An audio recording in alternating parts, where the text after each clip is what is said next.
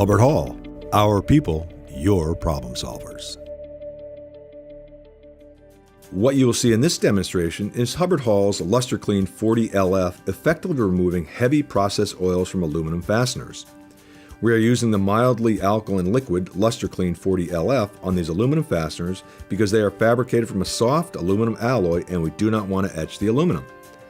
In this application, we're showing Lusterclean 40LF at 5% by volume. The solution is heated to 170 degrees Fahrenheit. We'll put the parts in the beaker with mild agitation and they'll typically remain in the solution for 90 seconds to 2 minutes.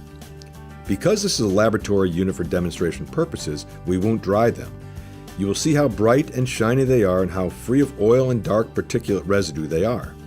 In a manufacturing operation, these parts would be rinsed and dried with centrifugal drying equipment and require no further treatments.